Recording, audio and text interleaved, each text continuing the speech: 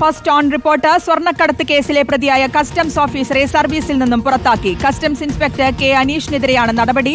2023 തിരുവനന്തപുരം വിമാനത്താവളത്തിലൂടെ സ്വർണം കടത്തിയ കേസിലെ പ്രതിയാണ് അനീഷ്. റോഷിപാൽ ചേരുന്നുണ്ട് വിവരങ്ങൾ നൽകാൻ. റോഷിപാൽ, 2023 കേസാണ്. ഇതാണ് ഇപ്പോൾ നടപടി. വിവരങ്ങൾ.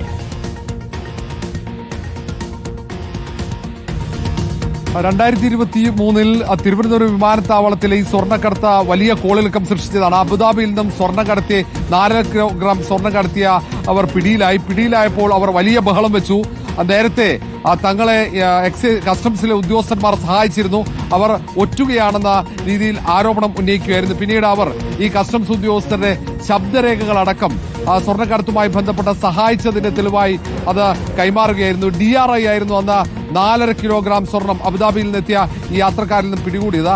അങ്ങനെയാണ് ഈ കെ അനീഷ് എന്ന കസ്റ്റംസ് ഓഫീസറെ അന്ന് DRI അറസ്റ്റ് ചെയ്തത്. പിന്നീട് സസ്പെൻഷനിലായിരുന്നു. ഒടുവിൽ ഇപ്പോൾ കുറ്റം തെളിഞ്ഞ സാഹചര്യത്തിലാണ് സർവീസിൽ നിന്നും തന്നെ പുറത്താക്കാനുള്ള തീരുമാനത്തിലേക്ക് കസ്റ്റംസ് എത്തിയത്. അന്ന് 2 ഉദ്യോഗസ്ഥന്മാരാണ് ഈ സ്വർണ്ണക്കടത്ത് സംഘത്തിന് നിരന്തരം സഹായിച്ചു എന്ന ആരോപണം നേരിട്ടത്.